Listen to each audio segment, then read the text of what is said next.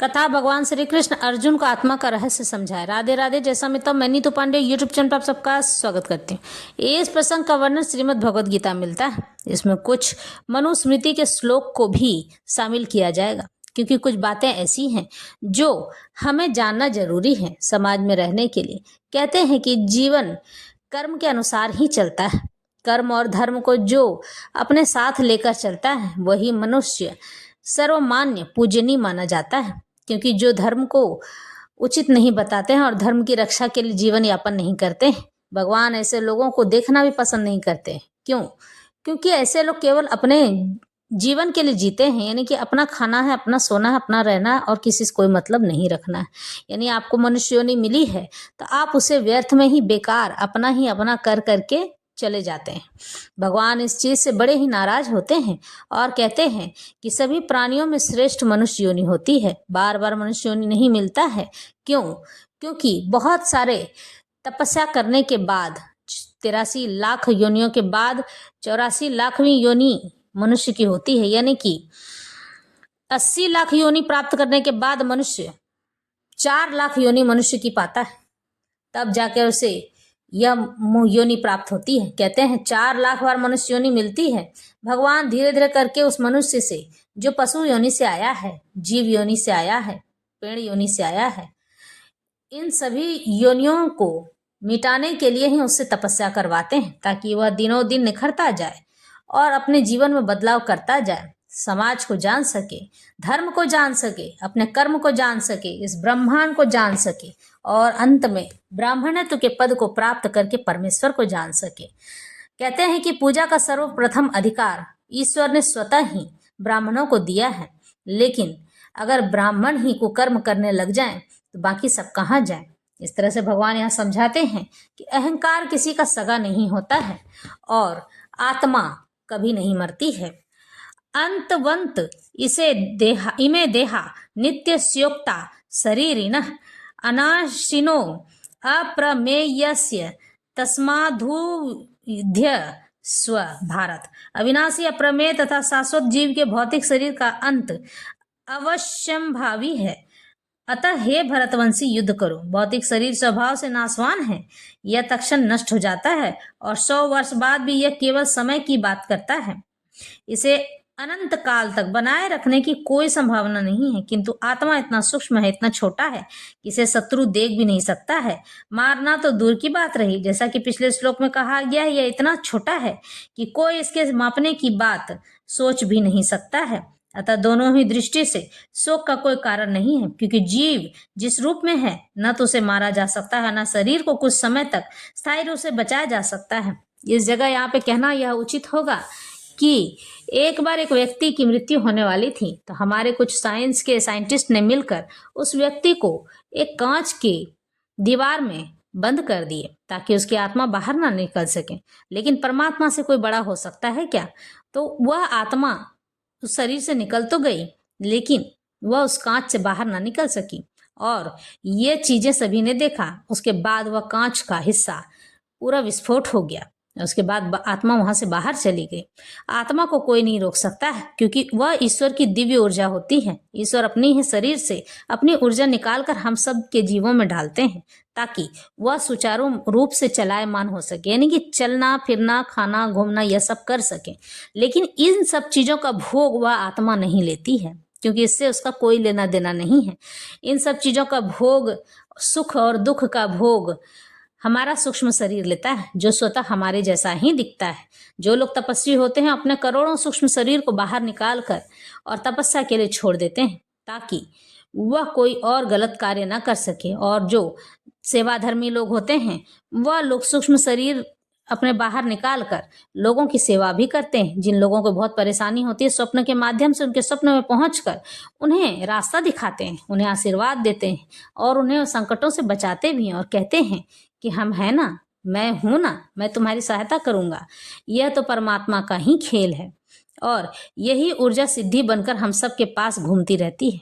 जब प्रत्यक्ष मनुष्य मृत्यु को प्राप्त होकर चला जाता है तो उसे केवल मोक्ष मिलता है।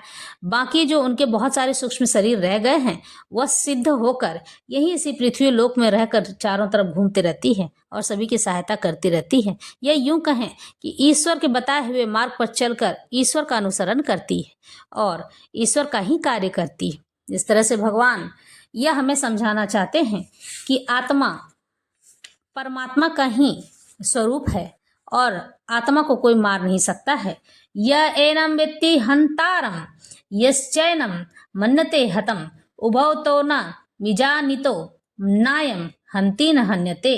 जो इस जीवात्मा को मारने वाला समझता है तथा जो इसे मरा हुआ समझता है वे दोनों ही अज्ञानी हैं, क्योंकि आत्मा न तो मरता है और न ही मारा जा सकता है।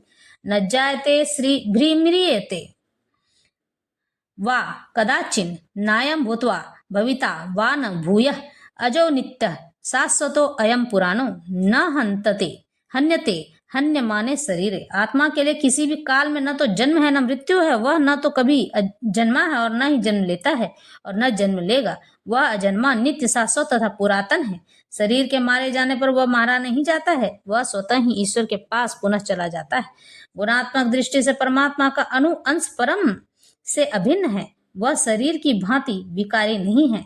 कभी कभी आत्मा को स्थायी या कूटस्थ कहा जाता है। शरीर में 6 प्रकार के रूपांतरण होते हैं। वह माता के गर्भ से जन्म लेता है, कुछ काल तक रहता है, बढ़ता है, कुछ परिणाम उत्पन्न करता है, धीरे धीरे क्षीण होता है और अंत में समाप्त हो जाता है। किंतु आत्मा में ऐसे परिवर्तन नहीं होते हैं। आत्मा अजन्मा है, किंतु चूंकि वह भौतिक शरीर धारण करता है इसलिए शरीर जन्म लेता है। आत्मा तो जन्म लेता है न मरता है। जिसका जन्म होता है उसकी मृत्यु भी निश्चित होती है, और चूंकि आत्मा जन्म नहीं लेता इसलिए उसका न तो भूत है, न वर्तमान है, न भविष्य।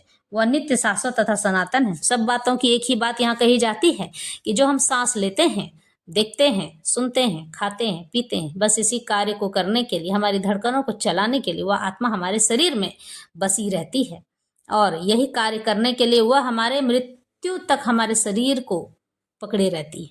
जिस घड़ी आत्मा हमारे शरीर से निकल जाती है ना, तो आत्मा तो बाहर चली जाती ईश्वर के पास में, लेकिन शरीर मृत घोषित हो जाता है। सूक्ष्म शरीर उसे चलाने लायक नहीं रहता है। सूक्ष्म शरीर केवल सुख और दुखों का भागीदार होता है। आप अपने जीवन में क्या भोजन करते हैं उसका स्वाद उसे मिलेगा, यानी वह इंद्रियों से लबालब रहता है और इंद्रियों के सभी गुणों को महसूस कर सकता है और सूक्ष्म शरीर का इससे कोई लेना देना नहीं है। आत्मा ही परमात्मा के पास जाती है और हम तो बस यूं ही ढूंढते रहते हैं सब कुछ। इस तरह से भगवान आगे समझाते हैं। और मनुस्मृति में कुछ ऐसे श्लोक दिए गए हैं जिसे जानना ज्यादा जरूरी है।